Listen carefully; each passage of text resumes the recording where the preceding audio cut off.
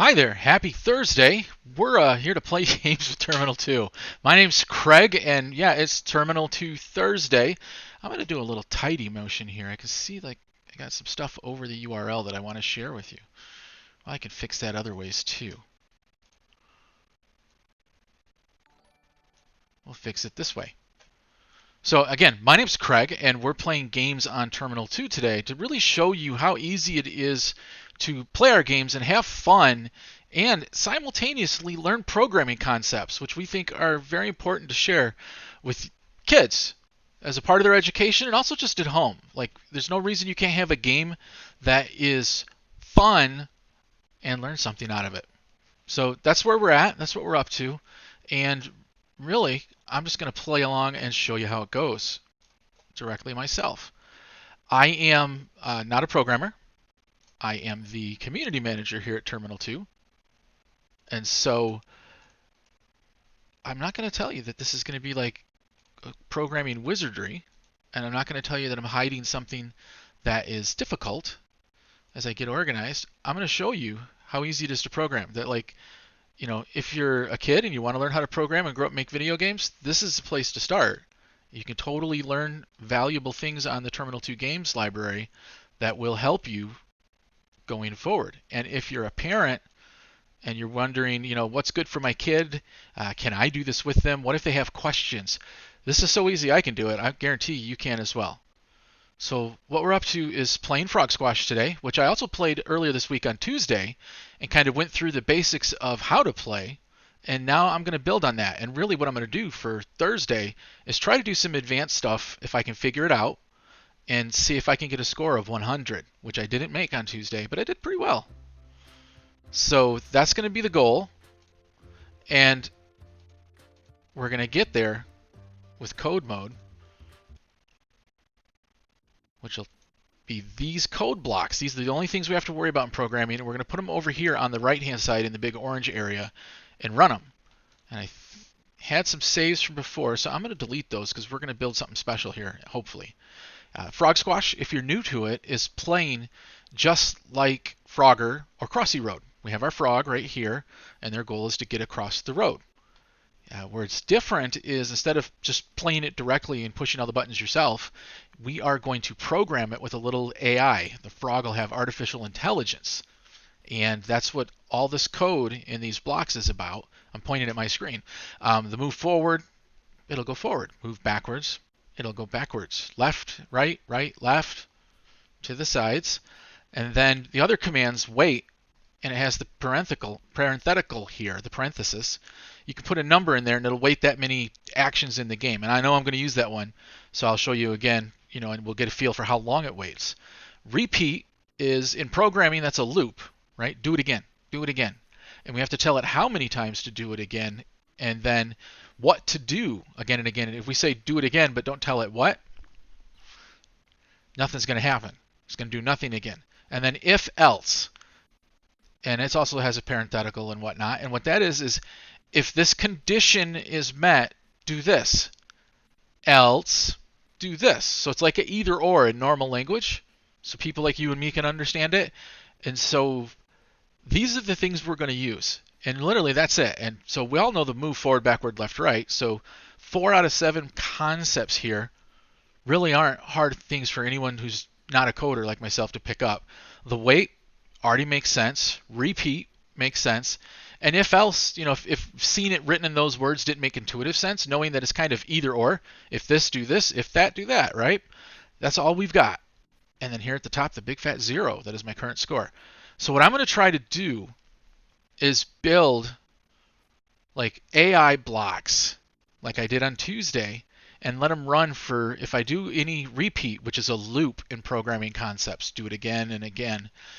On Tuesday, I ran infinite loops, and that didn't really work out so well. It was just doing it until the frog ran into an obstacle, because infinite loops aren't smart enough, and I can't, in the programming, put enough detail for it to adapt to every single circumstance in the game.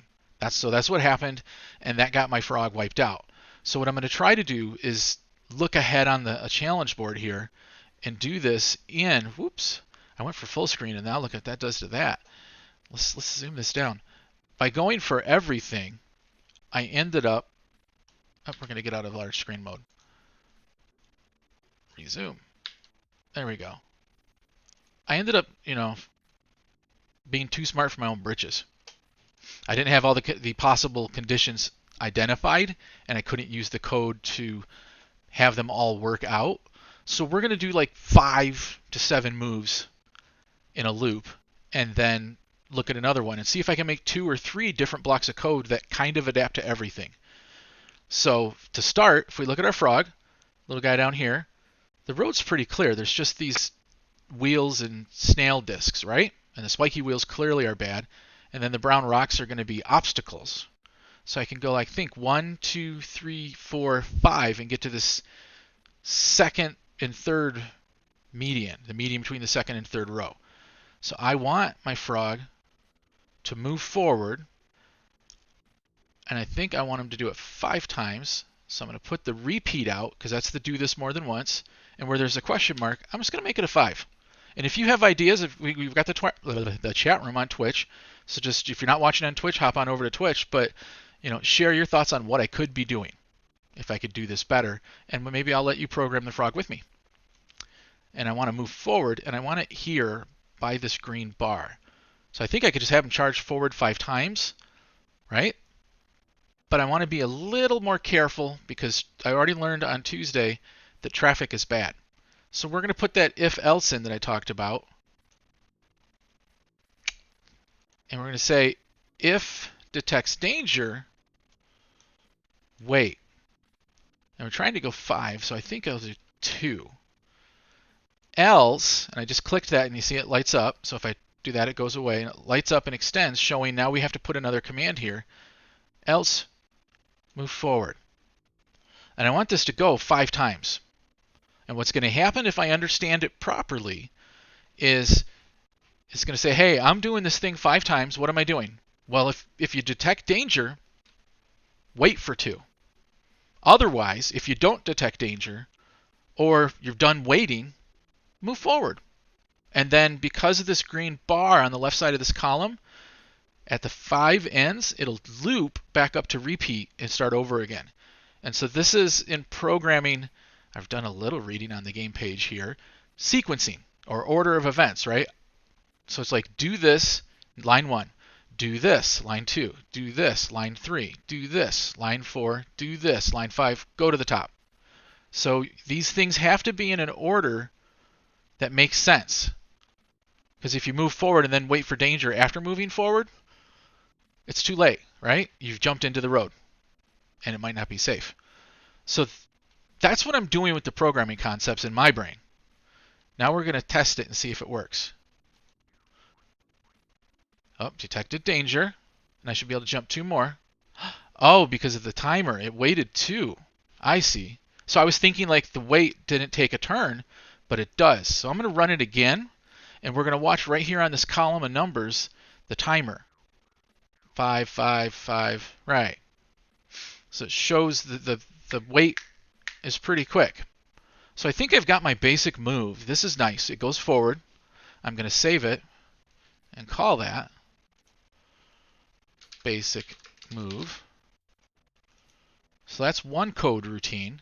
And I can then look at the map or the game board and see ahead.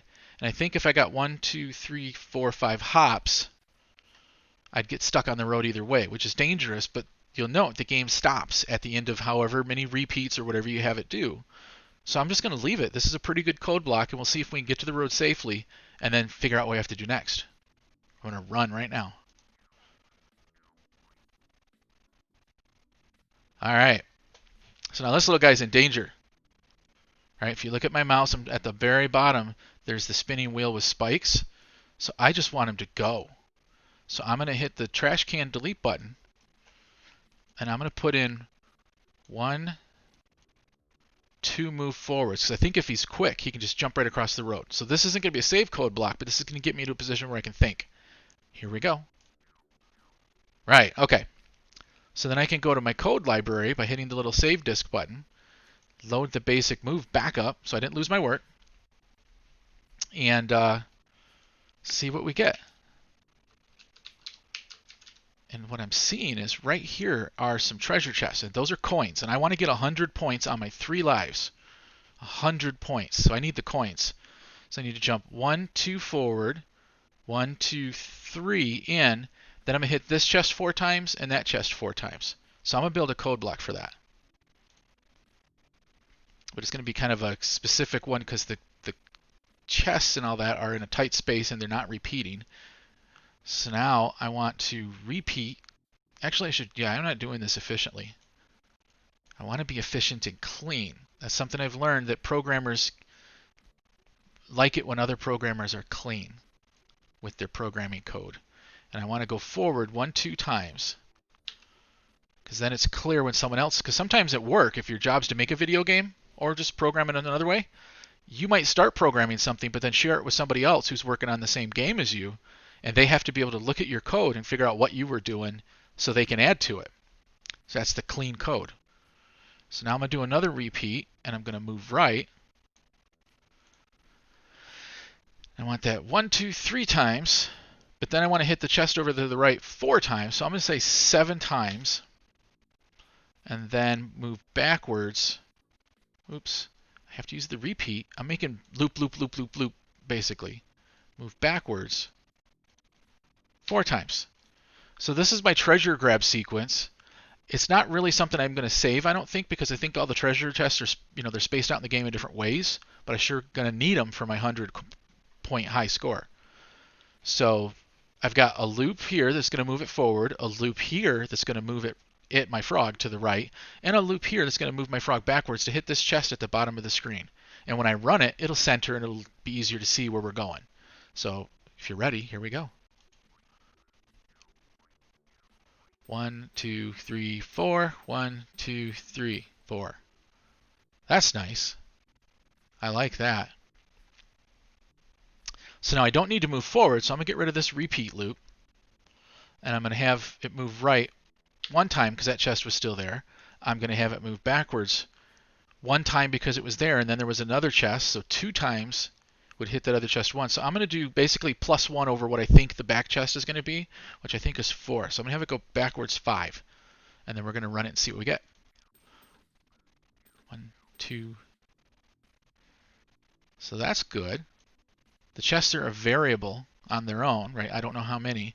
And if I do this wrong, I'm going to jump out in the road. So I'm going to lower it down to 3. 1, 2. Oh, phew.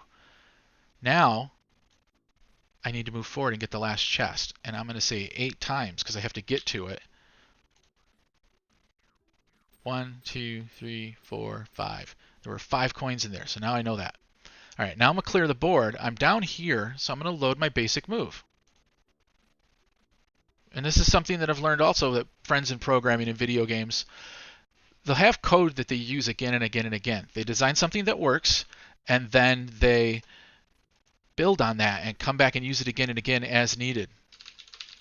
I'm just going to say hello, because I want to say hello. Ta-da! Speaking sometimes dries you up. All right, so let's use my basic move block and see if I can get to the next road. No danger, jumps across. Ooh, but now I have an obstacle path, right? So we have this saved. We don't want to play Aqueducts just yet. We're going to play Aqueducts next week. So I have this saved. I'm going to clear it because we're going to make an obstacle clearer. And I want to go forward 5 spaces, and I don't think there's too much danger. So we're going to repeat, whoops, and make a loop. Frog Squash, if you just noticed, is all about making loops. So this is a good thing. And we want our frog to move forward, but we want it to move forward with that if-else that I talked about. If detects obstacle, move left. Else, move forward. And let's do this 5 times again, because that was a good number. So we're saying 5 times, either move forward or move left. In one way or the other, that counts as one of the 5. So I think we're good to go, and we're going to run around these blocks. Let's find out. Yeah, see how it's doing the move this way? Oh, but now he's in the middle of the road and a tire's coming. I'm going to save this and call it obstacles. And now I'm going to load my basic move, and I'm betting, this is my goal, to get 100 points by just using basic move and obstacle unless I'm going after treasure chests. So I'm going to run my basic move. And I've got a treasure chest, right? 2 of them. So now I'm going to build a quick loop that says move right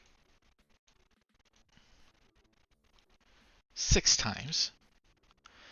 And then move forward with a repeat 8 times, because I'm going to clear the chest and cross the street. Let's test.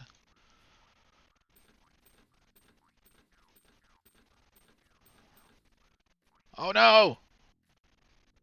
I did clear the chest, and I've got 60 points. So I've got 60 of my 100, which I haven't gotten 100 before. So that wasn't too bad, but I died. We don't like dying. But now I'm all the way back at the start. So I know what I've got to go against, and I do think just my basic move and my obstacles will work. So let's try a basic move. And I'm going to have the basic move go 8 times, because I want to go a little further. So he waited, and he's going, and he's waiting, and oh my goodness. Okay, good. And that's pretty good, so I can do that again.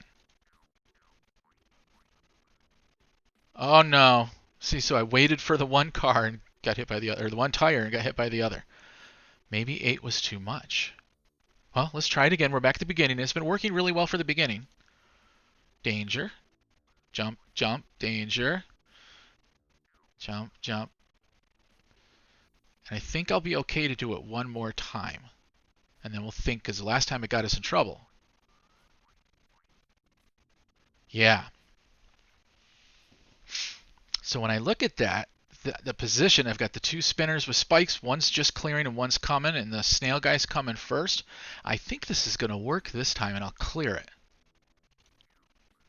Yeah. And then I'll stop before the next road. Right. This basic move's working well. So I think what I'm going to do is I'm going to be able to get across the street, and then you see those 2 chests? I'm going for them. We'll have to see what we have to code to get over there. Okay, I'm going to have to go left 1, 2, 3, and forward 1, and then hit the chest 4, so that's 5, and then 6 to be in the road. But then I'm going to be right in the road, so I don't want to go in the road at all. I want to go forward 2 and left like 8. So let's clear, repeat, forward 2, and then repeat, move left, and 8. A big number like 8 feels good because I got to get there and then hit the chest a bunch to get those coins. Because I don't think I'm going to make it to 100 without the coins. And, you know, as a reminder, technically, this is programming. It's a drag and drop code block. But this is the concept I'm using. Do this again and again and again twice. Do this 8 times. Those are loops. So it's real programming stuff, but it's fun. Look at that. Oh, it's perfect. I did 8 and got everything.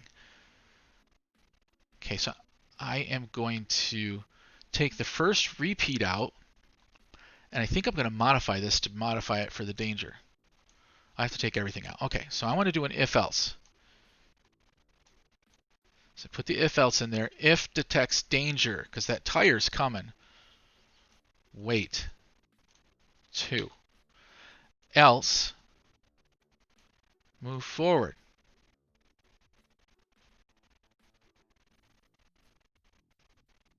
And I want that inside of a repeat. That was what's wrong. I'm looking at this going, I'm missing something. So I have to do it inside of a repeat. If else. I almost got myself in trouble. I'd have been standing in the middle of the road. If detects obstacle. If detects danger. And that's I've listened to programmers talk a lot over the years. I think that's a object property or a class, which as we go through the Terminal 2 games, I'm going to try to do this every Tuesday and Thursday. It's going to get more advanced, so I'll probably learn and be able to better say, yeah, that's a property, or yeah, that's a class. So remember this, because that's a good thing. Like, I don't know everything, and we're going to learn together. So I'm going to repeat this. I want it repeated. I need to just get across the road. So I want it repeated twice, but I think I'm going to have to do it. Yeah, let's do 2. I feel like that's going to be not enough, and I'll be in the road but safe. else move forward. But then I can do this twice. Whoa!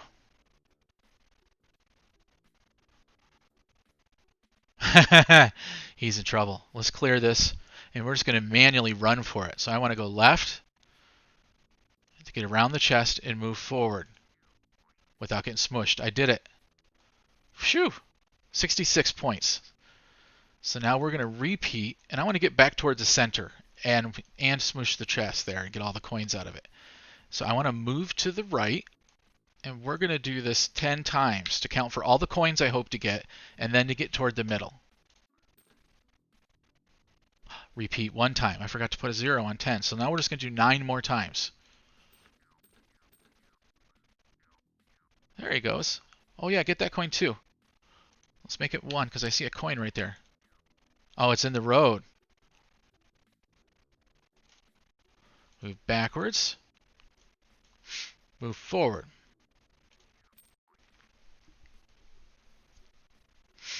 Now I think, because I'm just in the middle of this space under the code block, that I can do the basic move.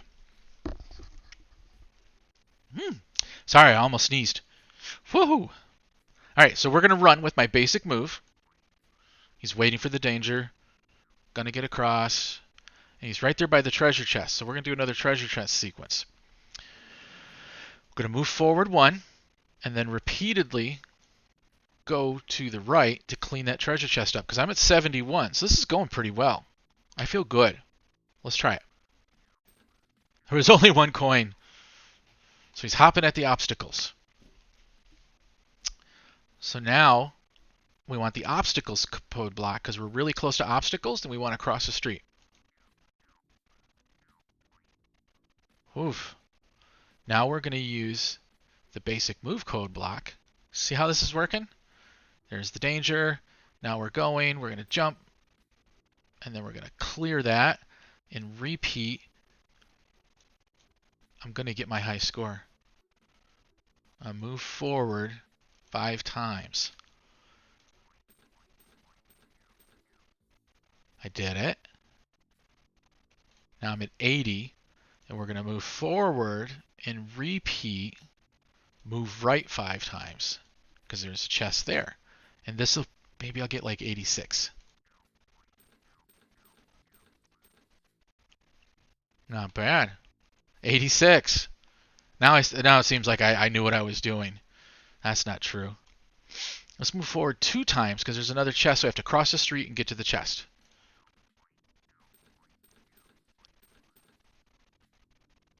And I can do that again. Yep, I made it. 100. 100. That needs to be recognized with some kind of award. I'm going to cross that street with our basic move block. Oh goodness, I should have the obstacle one in. Well, let's let it run out.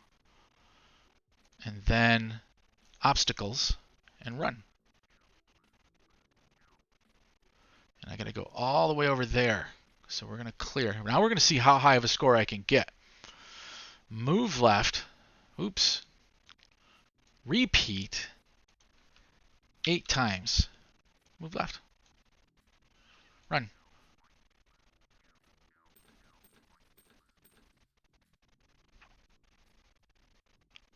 Let's repeat it 3 times. 1 too many. So let's align ourselves by moving backwards and run. Oops, I meant moving right, not move backwards and run. And then I want that treasure chest. I can do my basic move and get it. I just realized that. So hey, the code has more utility. So, and if you can't tell, I'm kind of enjoying this, right? Like I'm not like, oh, I'm playing Frog Squash. I'm programming. This is fun. I get to think about it and program my Frog's AI. And I have my highest score ever in the game. So I'm going to do it again. Because I just want to get up there. This is going to be tricky. And if I can do this, so can you. If you're playing at home, play some, jump in our Discord server and share me a screenshot of your score. If you can beat me, because look at this, 119. If you can beat my high score, I'll see what I can do for you. This is purely entertaining. Wait, wait, wait, wait, wait, wait, wait. And the timer's going to wait out. But I think I can wait again. And that's going to be good. Game over. High score 121. So that is my personal best. Wow. I've got 5 more minutes, so I'm going to take it right back to the restart. And I'm going to load up my code block. I think this time I'm going to push it. So I'm going to run it infinitely, but then I'm going to use the stop button to stop it when I think it's time to stop before I lose my life. Waiting, waiting, waiting. So now it'll just wait forever until the road's really safe. Ooh, this is tight. I'm going to get squished. Oh, good. Whew. And we're going for distance. We already did high score with the coins. Now we're going to go without trying to get coins. I'm just going to see if I can use my 2 code blocks, the basic move, and then the obstacles. Oh, goodness. Squish. It's because he got caught waiting in the road. Let's do it again. Oh, he's going to run into this chest, and if the snail guys aren't...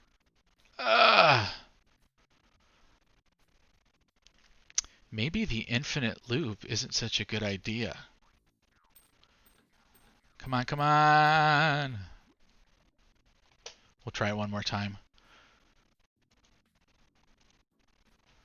Base move, and we'll leave it at 5. Maybe I'm just pushing too hard. Jump, jump. Plus, every time you play, if you notice, the terrain's different. So this isn't a game that you can do one code block and one answer and master forever. Every time you play it, you got to adapt to different stuff. And this is, he's got to run. There we go. So hopefully you're trying this. Remember, terminal2.com/games/frog-squash. All you really have to remember is terminal2.com, and you'll see all of our games. And there's basically, you can play them on the website, some of them, and have some fun without having to buy them or anything, and get a sense of what's going on. And then from there, you'll want to buy it. It's fun. And like, if you're a kid at home, this is something you can show your mom or dad or whoever, you know, your grandparents, and say, look at this, I'm learning how to program and I'm having fun. I want this. Because I'm a parent. We like things where we know that our kids are not just having fun, but it's like, oh, my kid's learning how to program, or my granddaughter or grandson is learning how to program. I'm going to keep that up. I'm having quite a run here. No obstacles, just danger. So we're going to keep doing it. But that's all on terminal2.com. Thank you. And there's a lot of games. I'm going through these in order from like lowest grade level or don't know much about programming to much higher complexity. And we're going to do this every week together. And if you stay and do this with me every Tuesday and Thursday, together we're going to learn more about how to program and, you know, see where that takes us. So all I'm doing is my basic move, which is protecting me from jumping in front of tires and snail guys, and then getting me across the way. And I've already cleared 50, almost 60 here, without any changes. This is a pretty smart loop. I'm pretty happy with this one. It's much better than what I was doing on Tuesday. Just going to hold out for all the danger and then go.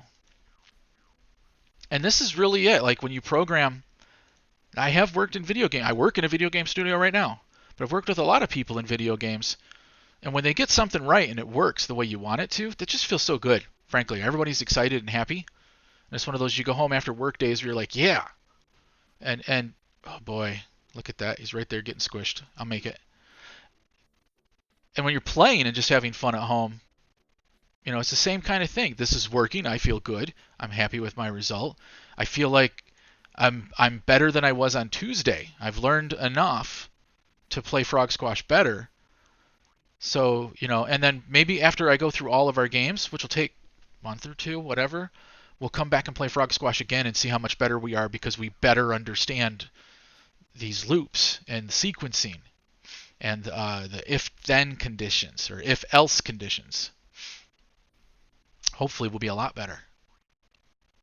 You'll probably be a lot better than me because I'll probably forget. But that's the, everything about the Terminal 2 games is really about playing and having fun. I'm not really doing, I'm over 100. Whoops. See, I'm not really doing much right now but letting it run, but it's really working. This is no coins, and I'm over 100.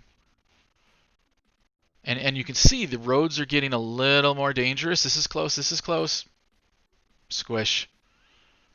So, that was a good 116. Now I'm going to have to peek at the leaderboard and see if I'm beating myself. What do I get for that? Should I post that in Discord? Let me get some coins here.